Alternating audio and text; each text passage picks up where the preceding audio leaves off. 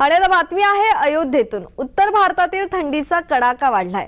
राम मंदिर सोहळ्याची तारीख जवळ येत असल्याने अयोध्येत उत्साहाचं वातावरणही पाहायला मिळतंय। आज योगी आदित्यनाथ पुन्हा आढावा घेणार आहेत। व्यापाऱ्यांनी दुकानांवर चित्र रेखाटली असून रस्ते चकाचक धुवून स्वच्छ केले जात आहेत।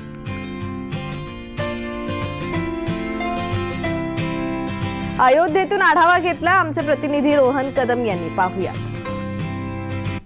22 जानेवारीला होत असलेला प्राणप्रतिष्ठेची तयारी इकडे जोरदार पद्धतीने सुरू आहे। तर आपण पाहिलं तर संपूर्ण अयोध्या नगरी जी आहे ती दुपारच्या वेळेस सुद्धा अशा प्रकारे धुक्यामध्ये सजलेली पाहायला मिळते। गेल्या काही दिवसांपासून केवळ अयोध्येमध्येच नाही तर संपूर्ण उत्तर भारतामध्ये जी आहे ती मागील 2 दिवसांपासून थंडीची मोठी लाट पडलेली पाहायला मिळते। त्यामुळे दुपारच्या सुमारास देखील अशा प्रकारचं धुकं जे आहे दवय जे आहे ते सगळ्या परिसरामध्ये पसरलेलं पाहायला मिळतंय। अगदी सकाळी 6 वाजल्यापासून हे पडायला सुरुवात होते तर दुपारपर्यंत हे अशाच प्रकारचं वातावरण सध्या संपूर्ण अयोध्या नगरीमध्ये झालेलं पाहायला मिळतंय।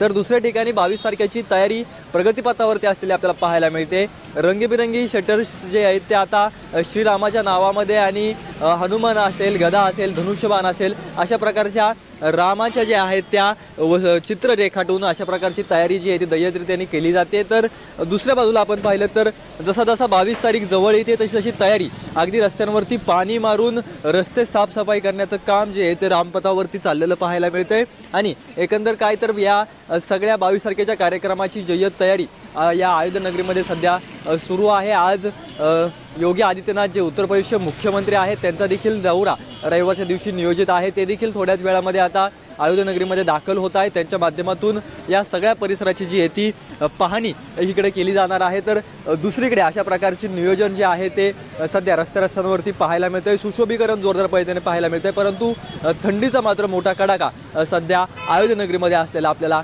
पाहायला मिळतोय। रोहन कदम, जय महाराष्ट्र न्यूज, अयोध्या।